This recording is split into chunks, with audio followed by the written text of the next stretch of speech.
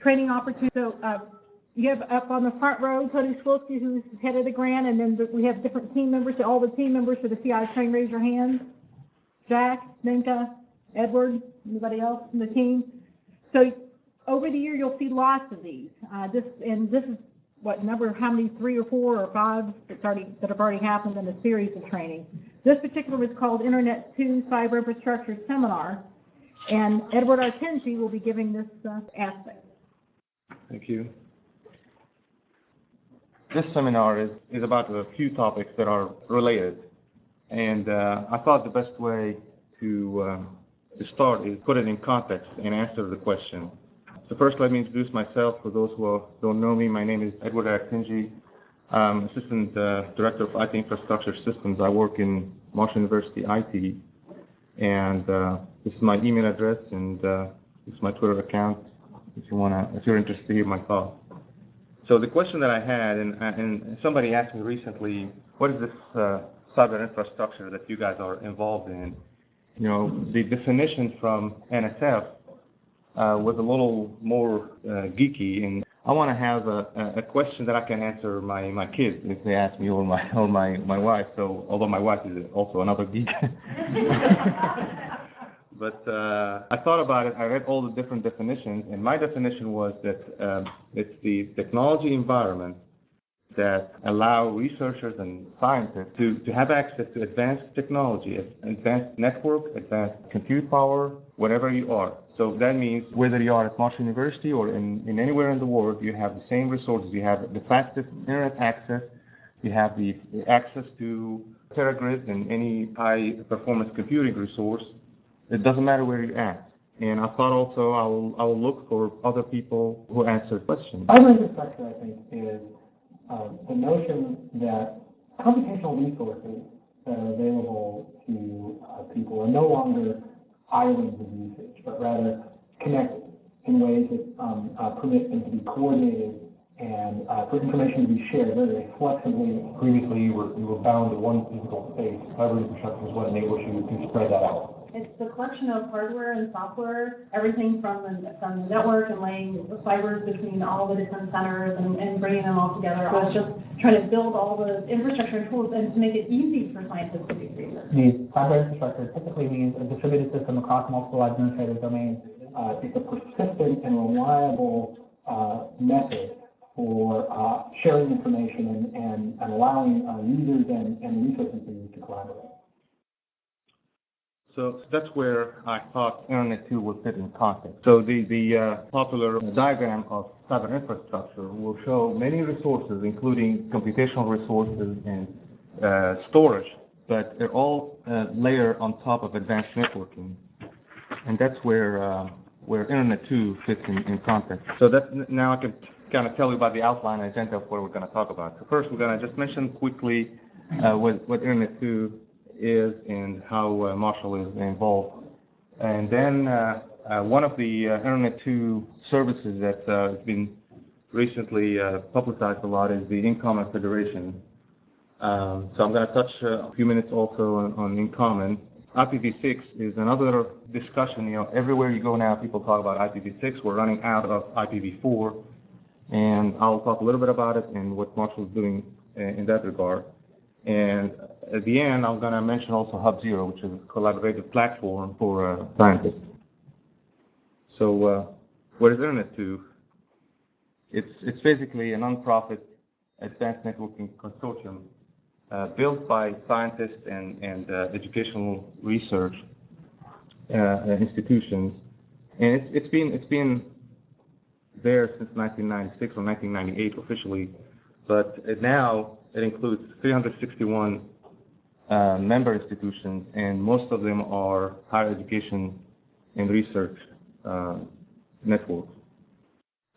Also, it's interesting to see the collaboration between industry and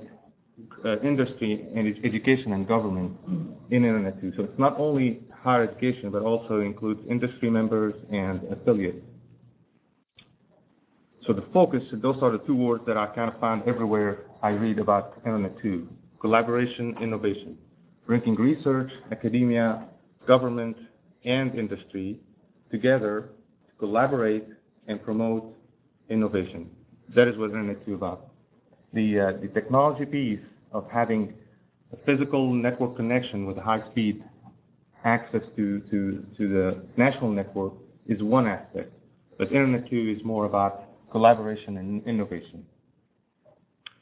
So, and if you go back to what Internet2 physically states about their own goals, design, operate the advanced network, which is the high-speed 1 gigabit, 10 gigabit, and 100 gigabit network across the nation, and also provide scientists and researchers the tools.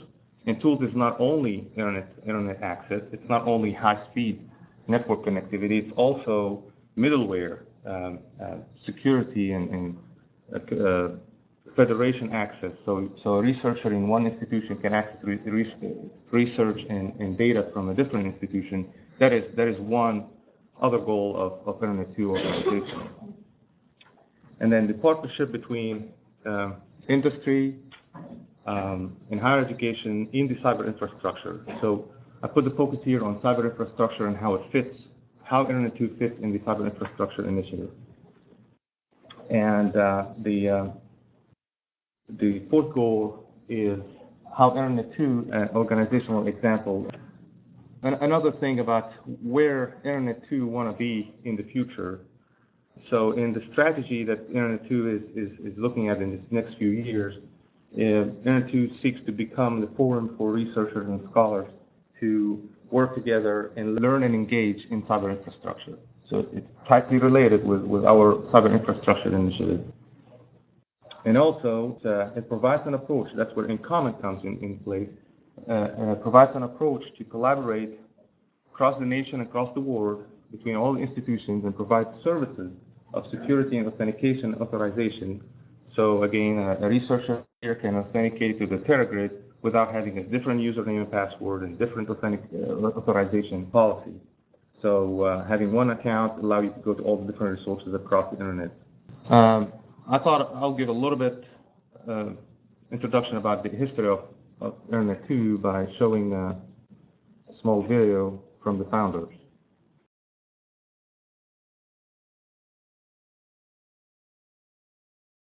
The original test bed or experimental environment was the Internet when it was a research project, but after 1989 it became a commercial system.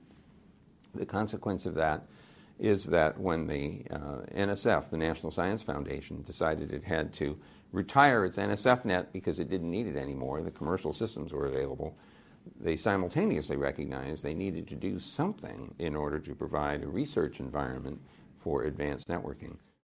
There was a period of soul-searching in higher education and in the university networking community as to how to maintain a leadership position for the United States. The result of this, after several conferences, was a feeling of frustration that no magic solution was emerging. And as a result of that, a small group of people decided to take the bit in their teeth and to move forward on their own. Internet2 was a project that began as a collection of universities getting together saying we still need a research network in order to explore new ideas in advanced computer communication. In October of 1996, there was a famous meeting in Chicago at the Hilton Hotel in which the CIOs from 35 schools attended. And after those of us who'd been involved in the planning effort made our pitch, we had hoped that perhaps half of those individuals would support the formation of a networking organization to represent university interests. And to our surprise, everyone in the room said that this was the time and the place for higher education to come up with a solution that would indeed put us back in a leadership role.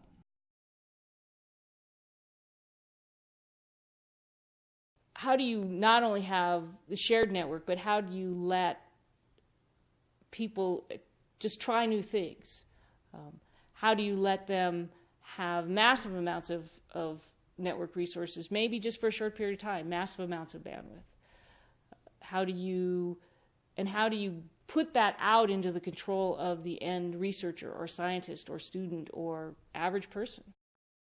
We could work with the private sector and with service providers generally to achieve a goal of delivering high-end networking technology to the membership. So it has, without any doubt in my mind, increased the capability of all of our institutions to carry out research and education at the top end of the spectrum. It's terribly important to me that the Internet community, or Internet2 community, recognize that there is more to networking than simply moving bits from one place to another. You know, I think the best part about working with Internet2 has been this community that we've developed of, you know, scientists, researchers, engineers, technologists, musicians, performers, artists, you know, all of us working together to create this, this wonderful collective of talent, of knowledge, of research. And it's been an amazingly exciting experience for me to be part of this collective where we're working together, building something that's much bigger than any of us could ever do on our own. The Internet has expanded the range of human possibility in manifold ways and has enabled the expansion of the enablement of the individual in ways that we haven't even fully understood and won't for some time, I think.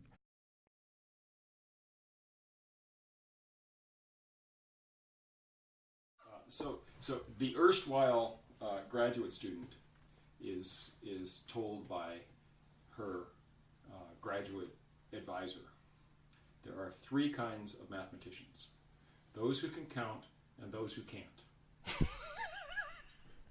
See, even the jokes work on Internet2.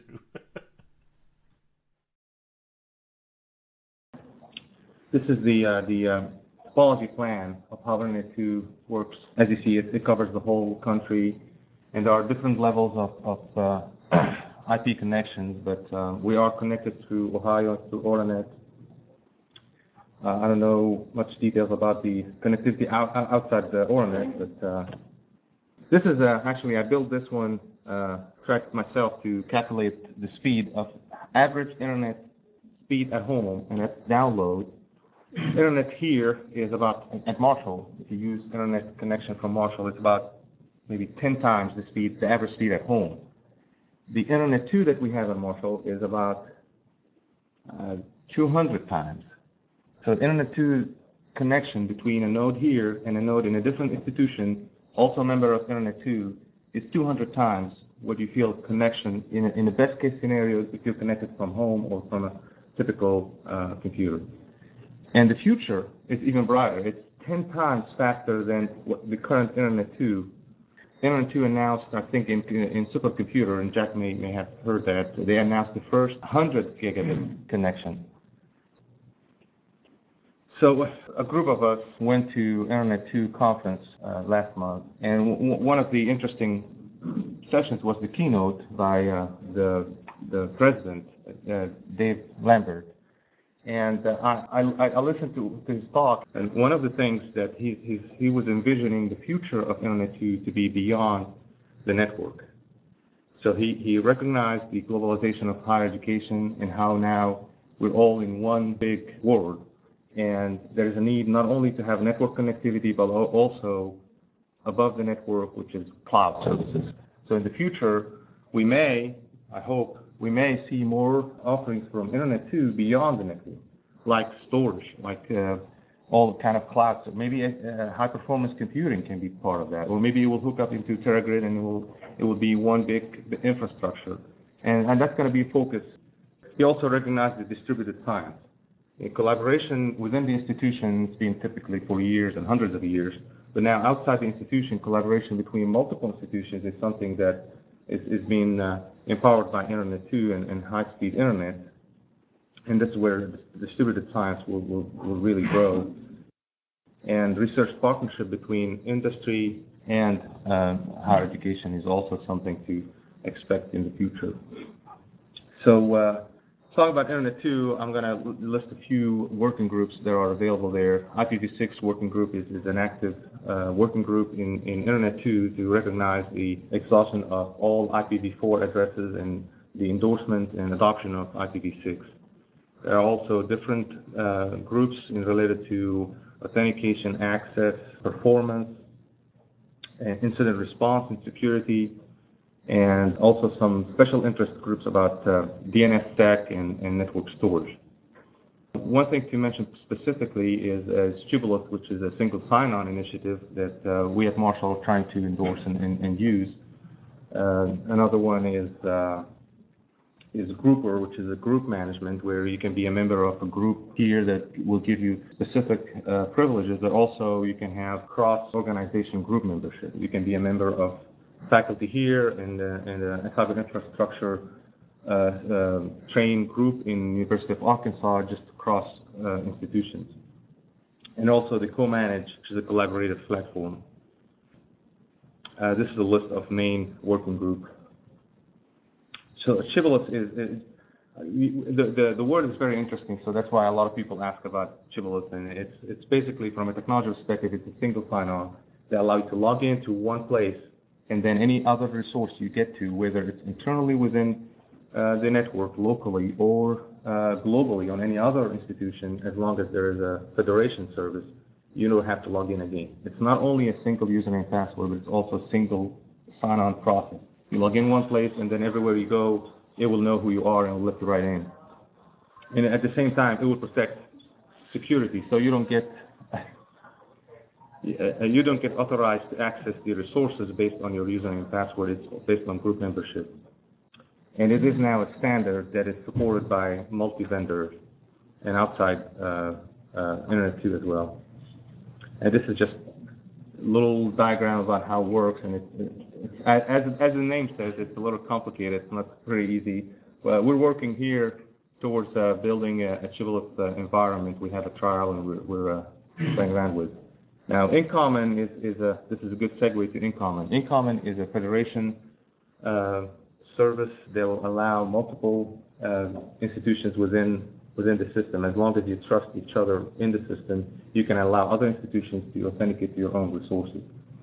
So the technology is based on all standards available, including Shibboleth, and it's not only higher education, but also government and industry research labs. This is an example of before and after. You know, before you used to have different username and password to log into different institutions or different resources. With InCommon, once you are verified one place with one username and password, and then you're trusted and you go to different resources using the same username and password. If you have a Marshall.edu account, you can log into different resources, whether they are at Marshall or outside Marshall. Another service that's provided by InCommon is the certification service. It will allow us to, as a higher education members, to have our own certificate authority server, allow us to secure all our servers internally, and also in the future there's a plan to allow individuals to have your cert.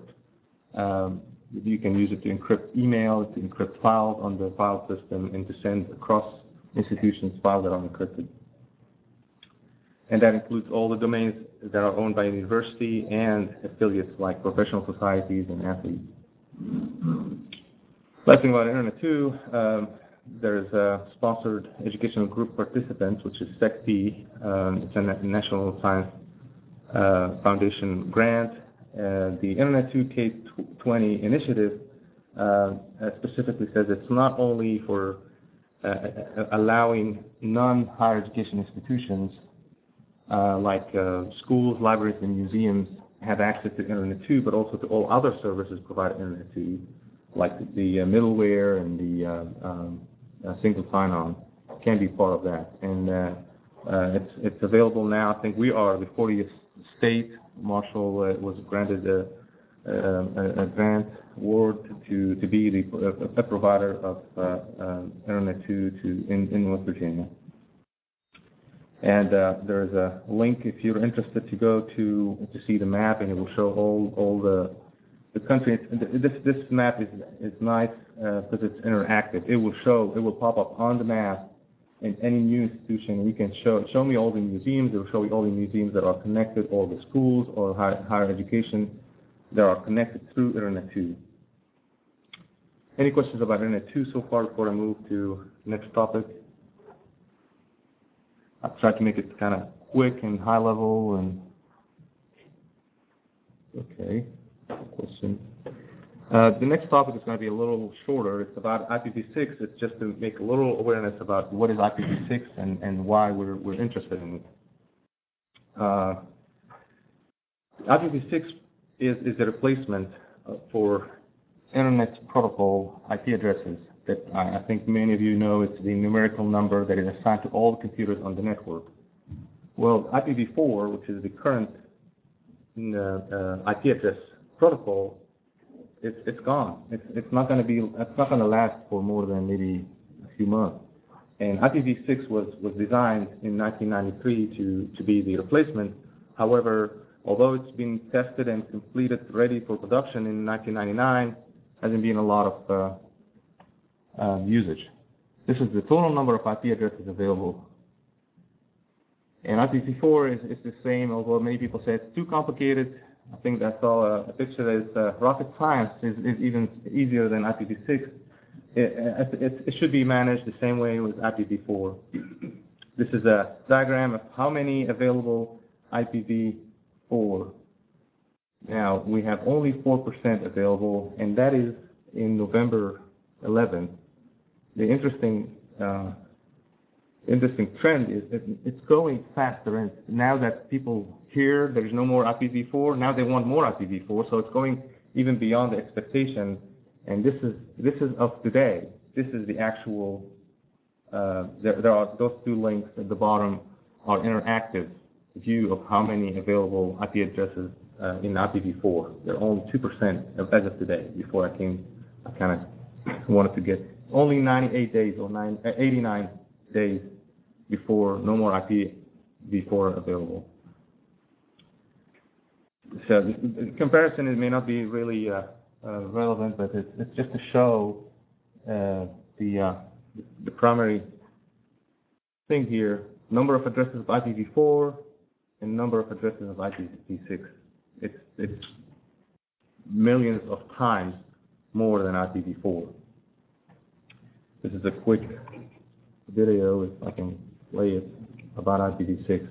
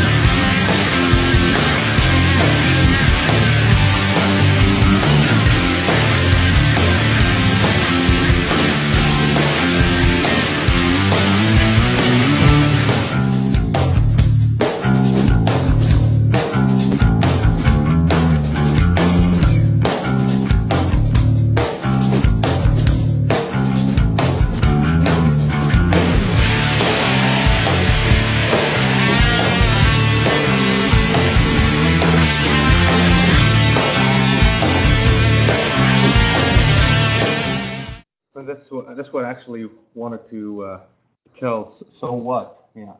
The rest of it is going to be a little bit about what is going to happen, and I want to talk a little bit about it.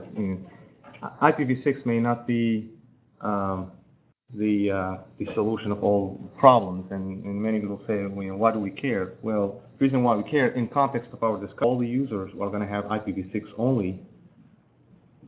We won't be available for people to visit our website if our website is only IPv4, because all new people who are going to show up on the internet are going to be IPv6. In the next year or so, you're going to have two variation. 99% will be on IPv4 and 1% on IPv6. In a few months later, we're going to see more and more IPv6 and less IPv4. Eventually, everybody's going to be IPv6. And it may not be that easy to go to IPv6 for institutions who are larger and larger and have more resources. And that's where the context is. We not only provide the fastest access and the speed of compute power, but also we need to be there when a big change like IPv4 to IPv6 happen. We're ready. And all new organizations also that we deal with are going to be offering services, are going to offer services IPv6, and if we don't have the IPv6 clients, we won't be able to reach those as well. So where are we at? We have a couple of us on Internet2 IPv6 working group. We got now 1.2 billion IPv6 addresses. If you want a more accurate number, it's 1 million of a billion of a billion IP addresses. We own those now. We have them at Marshall. That's enough for every piece of equipment or furniture in the whole university and IPv6. But that might be a little high to see that number, but when Internet was designed, nobody thought that 4 billion IP addresses is going to be gone that quick.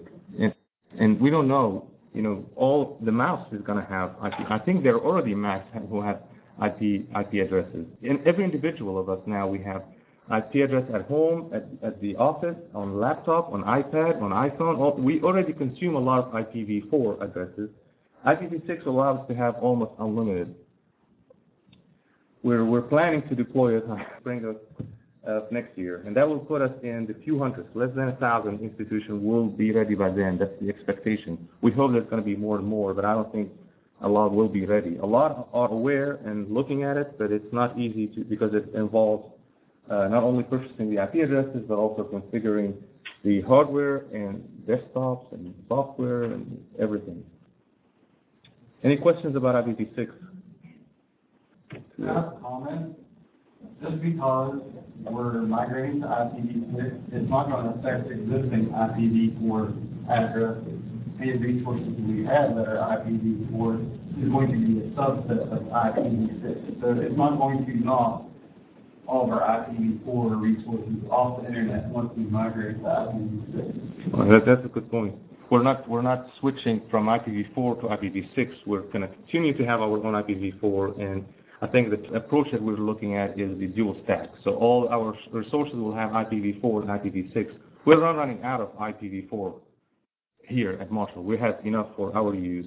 But if our clients, people who are going to access our resources, don't have IPv4, they have only IPv6, our website should be IPv6 ready.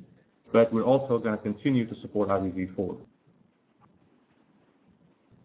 But the next topic is kind of related in the context of what are the advanced technologies that we're trying to provide our scientists and researchers. Thought about Internet2, IPv6. HubZero is something that you hear about in any context of cyberinfrastructure. Internet2 conference, EDUCAUSE, you hear about. It's a collaboration platform. It's a website that allows scientific research and education collaboration. So I just want to introduce it as a concept and as a product or an application out there, and then if anybody's interested to look more into how they can use it, we're open. We're looking at the pilot here. Some of us already looked at how it can fit our environment, but that's why I want to talk about it. I want to hear also the feedback. So it allows not only publishing resources to the internet like we do with the general content management system, it also allows collaboration and building applications, interactive applications. You can put simulation, visualization, and integrate existing software on the web and also have interaction between members. It's not only a web platform, it's also online simulation and application development can be done to create plugins and modules. And also, this is a quick list of features. Simulation tools, online presentation can be stored there, and you can have comments on them. You have taxonomy where you can have different tools and presentations categorized in different categories. Cyber infrastructure can be one category. We may have nano development, nanotechnology in a different category, but you can have them all in one place, or you can have different hubs for each area. You can have rating for students or readers or visitors to grade content, and you can cite them officially with APA or MLA or any other citation or reference tools. The content tagging was I mentioned about taxonomy and categories built in. It has built-in wiki and built-in blogs for all the members, so you can have your own area to write stuff. And it will show a lot of reports about usage and stuff. I'm going to show a quick intro also within the time limit.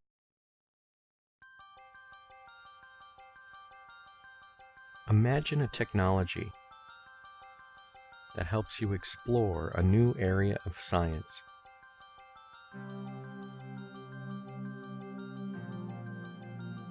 And not only download resources,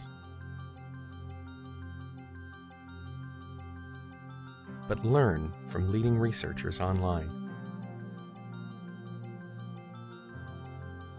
Not with blurry videos, but through animated seminars where you can hear the speaker talk and clearly see his slides. Where you can search for concepts and get right to the point.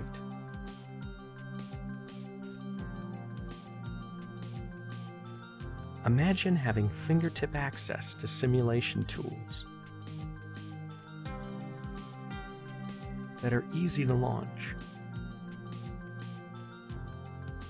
Tools with intuitive controls that are well documented.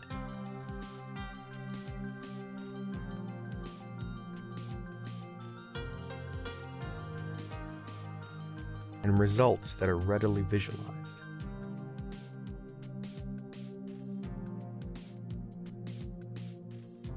And not just one tool, but dozens of tools that simulate many different phenomena.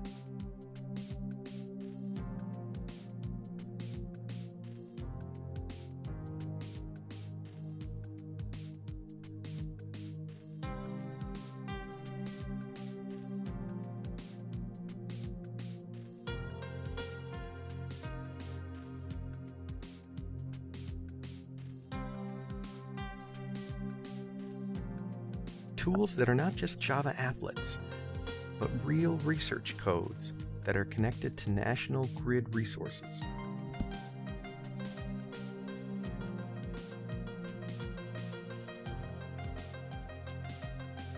If you have questions about the results or the underlying models, imagine being able to ask experts throughout the world.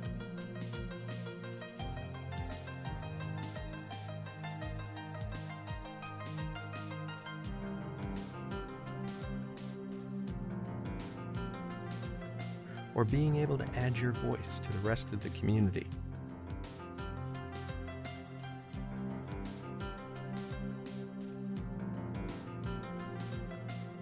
Imagine a new way of publishing.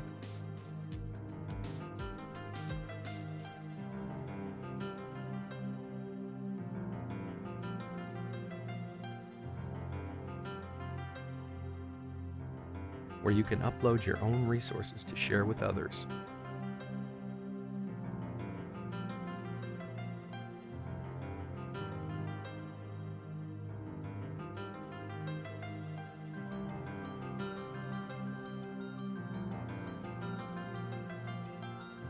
To build your reputation, or as outreach for your grant. Stop imagining. The cyber infrastructure of the future is here today. It's a software package called HubZero, which has been powering nanohub.org and serving thousands of users for more than 3 years.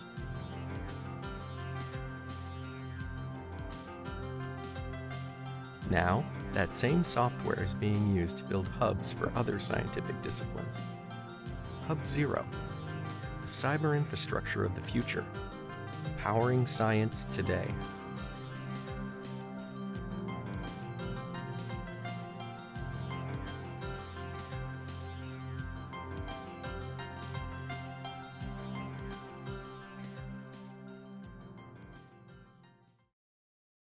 One of the tools that I saw in the Ceragrade recently started using it, that the National High Performance Computing Network started recently using it. You can log in there, one place. You can read a lot about what Ceragrade does, and you can learn. But also, you can click on a tool that will give you a full desktop access to a VNC desktop, to a session where you can actually start using Ceragrade from there instead of go back and download a SSH client and re-authenticate and find the name of each server or the IP address and log into it. It will have that integrated. And you can also collaborate with other researchers around the web that are using Ceragrade. That's not one example.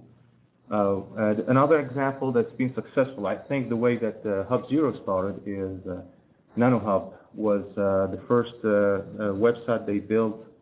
They built it on top of a content management system. They started to develop additional layers and then integrated a lot of tools.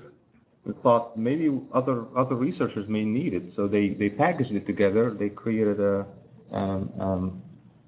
product or an open source tool that anybody can download and install. And we are now piloting one internally just to look at the features and see if any of you guys or anyone that you know may benefit from it.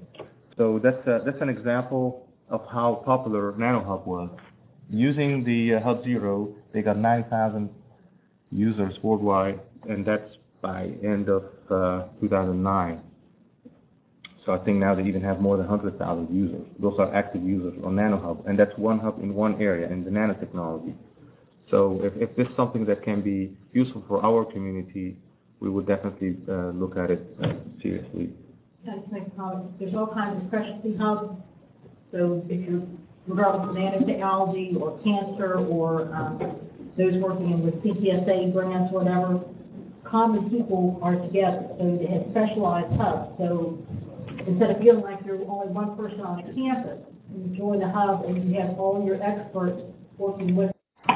So it kind of evens out. Instead of us being a small institution, we're not competing with major institutions and collaborating on a much higher scale with our access technology. I can find a list of few examples. Those are a few examples. All those hubs are for different. And those are the good examples. I bet there are a lot of other examples that I didn't publish on their website. And NanoHub is just one of them. But it's one of the most successful ones. And we have our test. I'm not sure if it's available from this VLAN. Is it? This is the MU hub that we're playing around with to try to learn more about the technology. And if we see a lot of interest, we may put it up for anybody to check it out. I think that's all. Is there any question about HubZero now? Anybody has any question or comment? If not, I would like to promote our Cyber Infrastructure Day next year. It's April 7th, and you can go to marshall.edu/CI Day and register, sign up. I'd like to see you there. Thank you very much.